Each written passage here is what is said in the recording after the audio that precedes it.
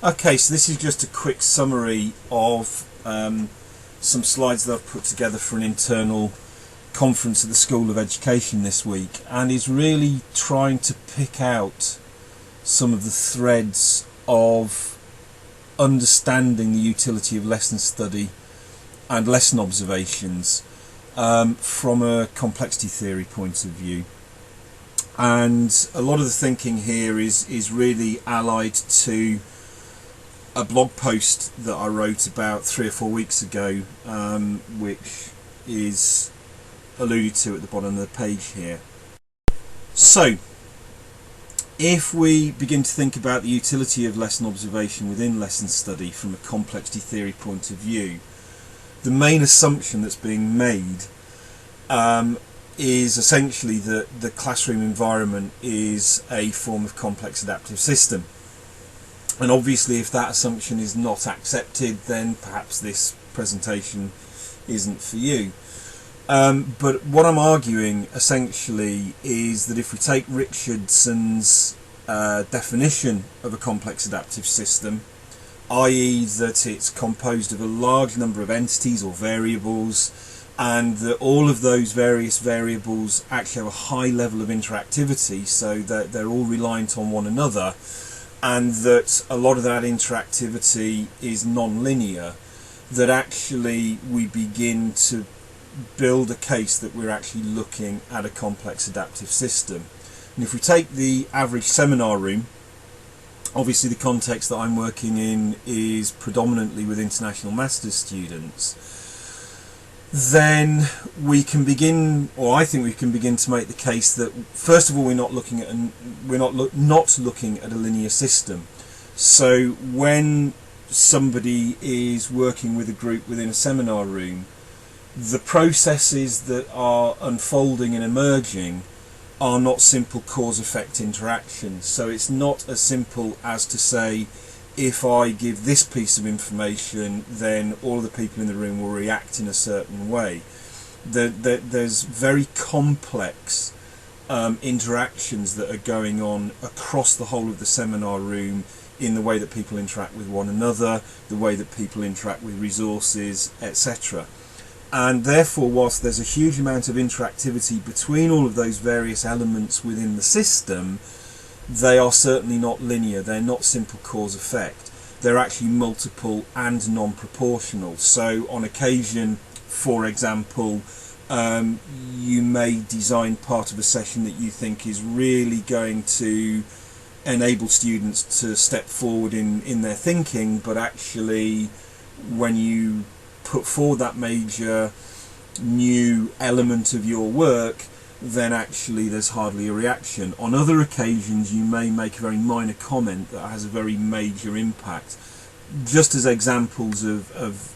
interactions between, say, a tutor and students. The other sort of element of a complex adaptive system that again I think is reasonable to accept within the case of a seminar room is actually that it's very difficult to define the boundaries of the system. So if I'm looking at pedagogy and learning within a seminar setting with master's students, I can't say that the system is just that which is within the four walls of the room. They've done learning beforehand. That will have differed. They'll therefore bring different levels of prior learning with them. The curriculum that I've designed is in reaction perhaps to research that I've read or regulations that the university has. The way that somebody interacts with their work that particular day may be impacted by the fact that they were out late the night before, got up late, have been rushed and are very, very tired and therefore not particularly attentive. So to actually sort of say, well, we're just going to look at what's going on in this room over this 2-hour period and therefore assume that somehow that's the sum total of the variables and dynamics that are beginning to emerge is to be extremely simplistic. So actually we immediately begin to have the problem of what is it that we should actually be researching. With that in mind, we therefore, if we accept that a seminar room is a complex adaptive system, we then get into an issue around what's called incompressibility. And what incompressibility actually means, as Richardson et al. Have put here, is that because we're attempting to model something that itself is actually extremely complex, has lots and lots of variables, to actually capture the sum total of that system means that the model itself needs to be as complex as the system. If we begin to try and simplify the system,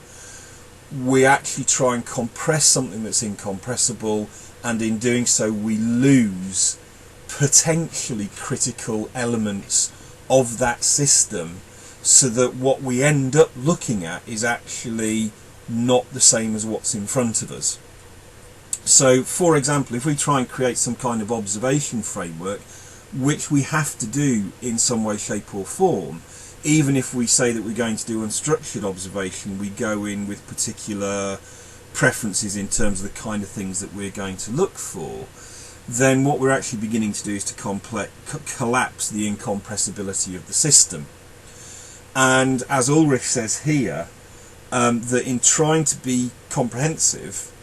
we can't actually realise that. There's no way that we can capture the full complexity of the system that we're trying to look at. And therefore, if we believe we can, then actually what we're doing is we're basically conning ourselves. And obviously what this then leads to is an understanding on our part that we have to have that what we're observing then has a built-in level of bias to it. We're skewing the whole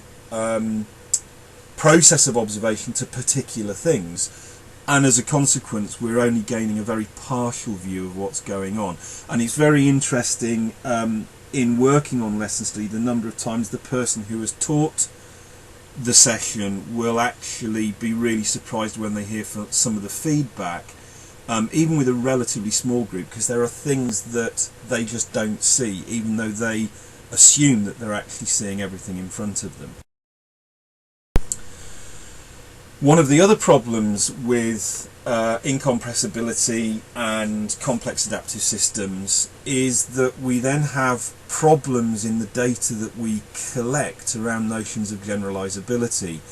because the insights we gain, the data that we collect, is actually in its own right very complex. So some of that data may be of the form of what we might call non-local knowledge. In other words, it's data that we can use in a more generalizable sense, that has utility in other contexts, and therefore is a very much broader, useful type of knowledge. Whereas other elements of knowledge that we begin to get insight into is actually very local knowledge. It's highly contextualized. It may be knowledge that actually is only useful within a particular system of learners and tutor, or it may even be that it's knowledge that we gain that actually was particularly relevant or useful for that particular session, but would never be again, or would certainly not have the same level of utility if it were transposed into a different session. The problem being that we don't actually know where the boundary between those two things lies, and therefore one of the big issues around complexity theory that we have to accept is that in many ways it's not predictive. It may give us generalized patterns that we can take forward into other contexts that give us an impression of where we might begin to look, but what it can't give us, what it won't allow us in a sense to do, is to begin to make very fine-grained predictions about how other sessions ought to be run at a level of detail. However, even though this makes it sound as if sort of observation really is something that isn't almost worth doing, I think that's absolutely wrong. What Richardson et al. Move on to suggest is that if we want to try and understand complex adaptive systems, we may not be able to do it in its entirety ever, but what we need to do is to perhaps think about complexity thinking as an epistemological process. In other words, that it is a way of trying to understand and gain knowledge, and it's a process for gaining knowledge, that we can't get to some immutable truth, but what we can do is to begin to move towards useful, viable knowledge. In that sense, it's very close to pragmatism. And the way that we can begin to do that is to accept that observation needs to be one of a whole series of different methods that we use to gain different perspectives on the same issue. And what that allows us to do, I would argue then, is both to use a series of different methods that allow us to triangulate, and through triangulating between those different methods and the data streams they create, to begin to look at what the similarities and differences are between them, what seems to be holding constant, what doesn't, but also allows us to begin to create thick descriptions as a really useful foundation for beginning to build our understanding of what it is we've seen, and beginning to understand it, and to begin to think in very general terms how the insights we use might be useful as the starting point for further work. And therefore what we've tended to do is to use a whole battery of methods to allow for that triangulation and thick description, those multiple perspectives of a complex adaptive system. Therefore, in planning activities that we've done, we've audio recorded the meetings we've had, we've saved notes that we've made and any other outputs, we've made sure we've got copies of the session plans we've created and any resources we've created or are going to use within the lessons themselves.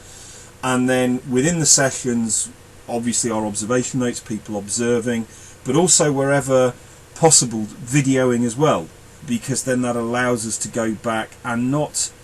use video streaming to necessarily capture the entirety, as we know we can't. But what it allows us to do is to look at either elements of a session, or to use different ways of looking through the observation. So we might, for example, do quantitative observational analysis as well as qualitative. We make sure that we get copies of student work. We make sure that the PowerPoints that have been produced are available, and also we, wherever possible, audio record interactions between students, because obviously in an observation you can't see, if you like, the cognitive processes that students are going through, but what you can do is capture the sort of the interactions, the social learning that's going on, the process of people developing ideas and thinking, so that you can begin to understand what kind of issues and what kind of knowledge they're beginning to assemble and beginning to build for themselves. And interestingly, one area of research that is potentially very interesting is the notion of extended theory of mind, where it would be argued that actually notes that are made during a session by a student, obviously at master's level they're very useful to have, because we're not directing people what to write, as might happen in a school to a greater degree. People are very free to write what they want, but within an extended theory of mind context there is an argument that actually that is a form of long-term memory, that actually structured notes on a page that people can go back to and refer to and use whenever they want actually is a form of long-term memory. Contentious, there are arguments against it, but it's actually a very interesting idea. What we then do before evaluation meetings is to do individual stimulated recall interviews, where we ask students to bring their work along and actually begin to get into a conversation with them and ask them questions about what they've written, why they wrote those particular things, could they remember what they were thinking about at the time. And again, whilst it's not a direct measure of the cognitive element of learning, it is beginning to allow us to get some idea of the kind of thought processes they're going through. And what's really interesting is the variability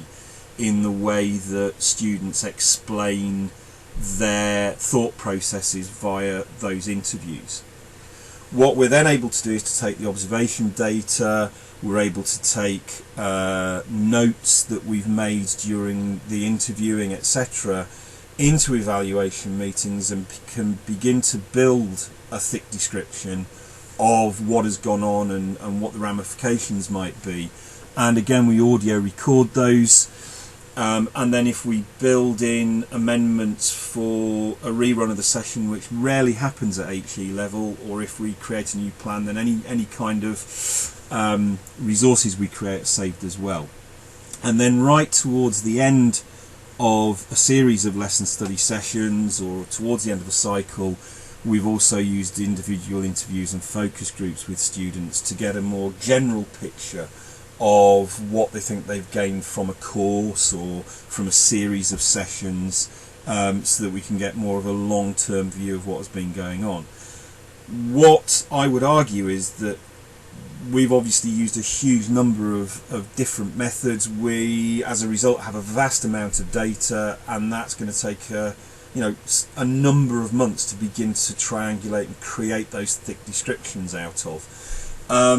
You could use fewer methods, but obviously the fewer methods you use, the less of an insight you potentially can claim to make, because your description becomes thinner and thinner, there's less triangulation of the data that you actually have.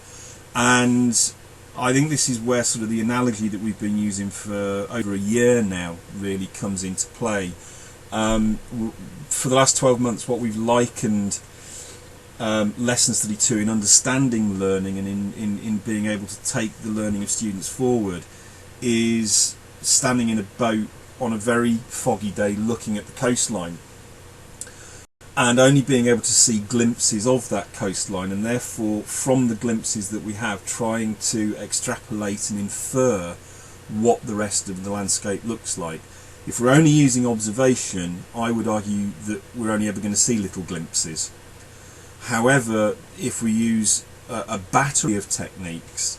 and triangulate and create thick description, whilst we'll never actually see the landscape in its entirety, on a clear day, it helps us begin to blow more of the fog away, so that the extrapolations that we make are perhaps better, more accurate, but only in a descriptive sense. In a predictive sense, we're not really able to do a great deal if we accept that what we're looking at is a complex adaptive system.